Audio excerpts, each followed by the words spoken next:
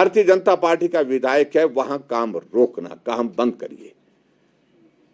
उल्टा ये होता कि मुख्यमंत्री जाता है या मंत्री कहीं किसी विधानसभा क्षेत्र में, अपोजिशन के विधानसभा क्षेत्र में जाता है, जब देखते हैं कि ये काम चला हुआ था, काम रुका है, तो आदेश करते हैं कि काम क्यों रुका है, इस काम को शुरू करना चाहिए। और यहां उल्टा है,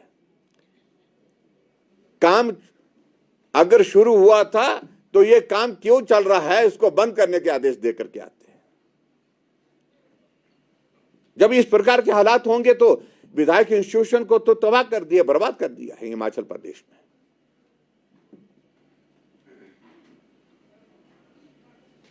ये पहली बार हिमाचल प्रदेश में हम देख रहे हैं कि विधायकों के ऊपर मामले दर्ज किए गए हैं। 8-8 घंटे तक विधायकों को बिठा करके थाने में वहां पर जो है जलील किया जा रहा है। आज से पहले कभी नहीं हुआ ये।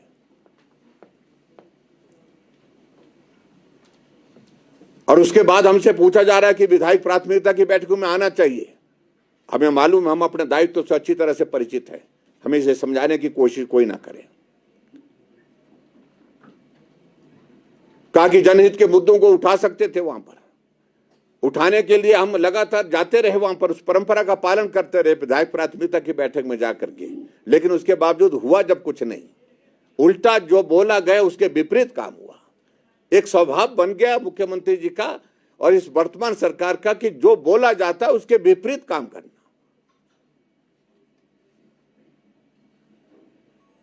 और ऐसी सूरत में हमारी पार्टी के सभी वरिष्ठ नेताओं के साथ में चर्चा करने के पश्चात और पूरे विधायक दल के अपने साथियों के साथ भारतीय जनता पार्टी ने तय किया कि अभी 3 और 4 तारीख को जो विधायक प्राथमिकता की जो बैठकें हैं, जो शिमला में आज से शुरू हुई हैं, हम अब की बार इन विधायक प्राथमिकता की बैठकों में हिस्सा नहीं लेंगे, इसका बहिष्कार करेंगे। और वजह मैंने आपके सामने बड़ी विस्तार से मुझे लगता कि सारी एक्सप्लेन कर दी है। और इसी तरह से मैं इस बात को मैं भी कहना चाहूंगा कि जो मुद्दों को लेकर के कोई कह रहे हैं कि भाई आप अपने क्षेत्र का प्रतिनिधित्व करते हुए आपको बात कहनी चाहिए थी, हम अभी बजट सत्र आएगा, बजट सत्र के दौरान विधानसभा के अंदर उन मुद्दों को उठाएंगे जो आज की इस बैठक में उठा नहीं पाए। लेकिन उठाने का कोई औचित्य नहीं है, कोई सुनता नहीं है।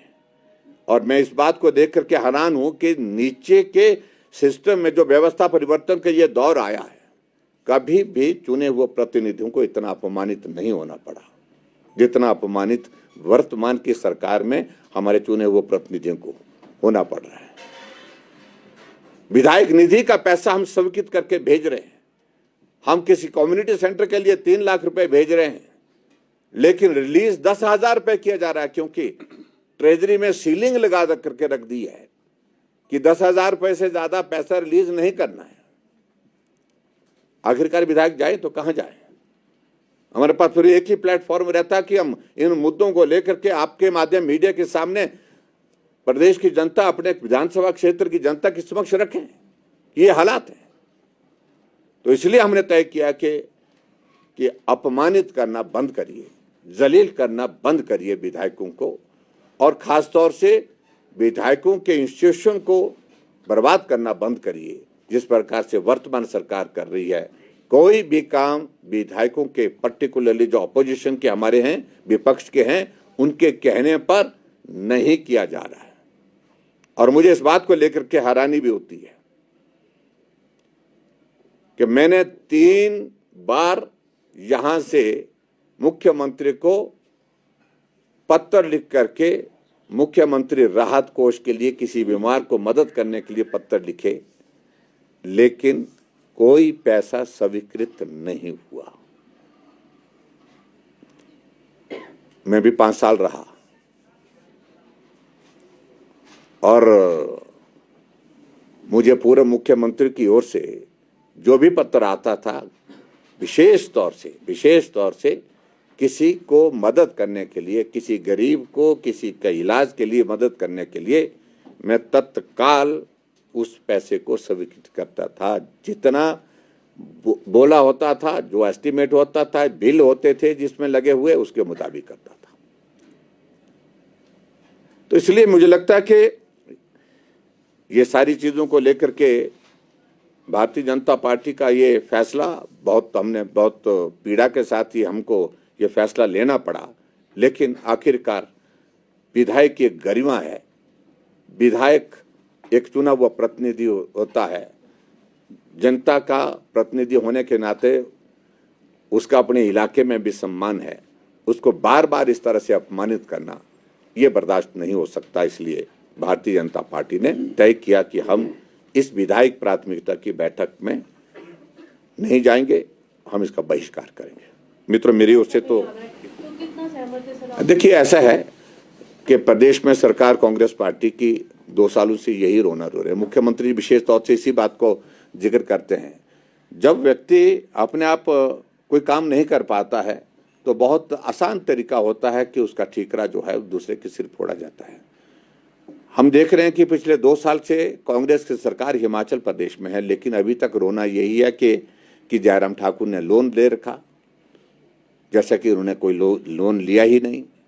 जैसे कि कांग्रेस की सरकार जब सत्ता से बाहर 2017 में हुई थी, जैसे वो हमको जो है नो ड्यू सर्टिफिकेट दे करके गई थी कि कोई लेन देन बचा नहीं है, हमने सारा कुछ अदा कर दिया है। और दूसरा उनका एक ही है कि अच्छा तरीका है, जब हम काम करने की स्थिति में नहीं हो पा रहे हैं तो काम करने की स्थिति में नहीं हो पा रहे हैं तो एक चीज बहुत सरल और आसान लगती है कि केंद्र मदद नहीं कर रहा है, केंद्र मदद नहीं कर रहा है, केंद्र पर मोदी जी पैसा नहीं दे रहे हैं। उनको ये जानकारी होनी चाहिए, केंद्र पैसा दे रहा है और केंद्र की मदद से हिमाचल प्रदेश की सरकार चल रही है। और केंद्र के पैसे का कितना किस प्रकार से दुरुपयोग हो रहा है इसकी कल्पना नहीं की जा सकती, जो आज से पहले कभी हुआ नहीं। और मैं आपकी जानकारी के लिए बता रहा हूं, चाहे वो रेलवे का है, रेलवे बोर्ड के चेयरमैन को लिखना पड़ा चीफ सेक्रेटरी को कि स्टेट शेयर कम से कम दे, आप जो स्टेट शेयर बनता है उसको जमा करिए। हम अपना पैसा, जो केंद्र का पैसा जितना लगाना था हम लगा चुके, उससे ज्यादा लगा चुके हैं। ऐसा ही मनरेगा की स्थिति है, ऐसा ही हमारे जितने सेंटर स्पॉन्सर्ड स्कीम्स की स्थिति है आज की तारीख में, जिसमें केंद्र पैसा दे रहा है लेकिन स्टेट अपना स्टेट का शेयर उसको ही जमा नहीं कर रहे हैं। ये स्थिति है आज की तारीख में। और हैरानी की बात, जब ये इस बात को बोलते हैं, आपकी जानकारी के लिए हिमाचल प्रदेश में सेंटर से जो प्रदेश सरकार के लिए जो स्पेशल असिस्टेंस मिलती है, स्टेट के लिए मिलती है, सेंट्रल असिस्टेंस मिलती है, 1000 करोड़ रुपए से ज्यादा दे चुके हैं।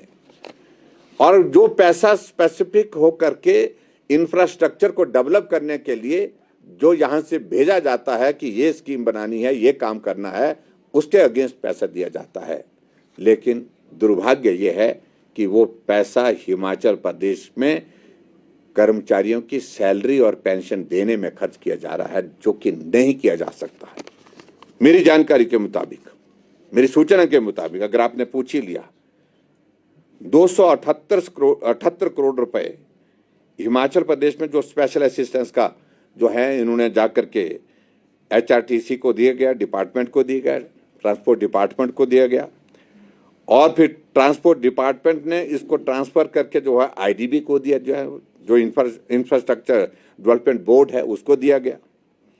और उसके बाद इसी पैसे की अलग अलग किस्तें निकाल करके ये पैसा जहां लगना था, जिसमें बसें खरीदनी थी, इसमें और भी बहुत सारी चीजें उसमें जो करने की थी, वो ना करके इस पैसे का इस्तेमाल हिमाचल प्रदेश में कर्मचारियों की सैलरी देने के लिए किया गया, जो नियम के अनुसार किया नहीं जा सकता था।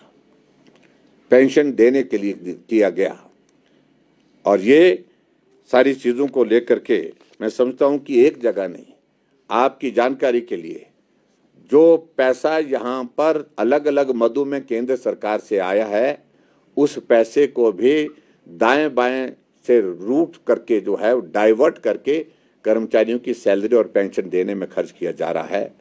चाहे वो CRF का पैसा है, चाहे इसके अलावा जो है वो दूसरा पैसा है, चाहे वो जो केंद्र स्पॉन्सर्ड स्कीम्स का आया है, तो उसमें ये स्थिति है। ये तो मैंने उदाहरण आपको बताया कि 278 करोड़ का जो पैसा जो है, जो स्पेशल असिस्टेंस के तहत एक डिपार्टमेंट को दिया गया, उस पैसे को इस प्रकार से कर्मचारियों की सैलरी और पेंशन देने के लिए खर्च किया जा रहा है। Thank you. आपने एक बात, Bhushan jewellers festival bonanza, lucky draw बदल देगा आपकी जिंदगी। 10,000 की खरीद पर गाड़ी, स्कूटी और सैकड़ों इनाम जीतने का मौका। तो आज ही विजिट करें भूषण ज्वेलर्स सोलन। हिमालय की गोद और देवों की धरती में बसा रूट्स कंट्री स्कूल शिक्षा के साथ संस्कार और स्वास्थ्य का एक ऐसा मंदिर है जहां देश ही नहीं विदेशों के छात्र भी गुरुकुल जैसी शिक्षा ग्रहण करने आते हैं। नारकंडा से 15 किलोमीटर की दूरी पर मौजूद यह शिक्षा का मंदिर कर रहा है आपका इंतजार।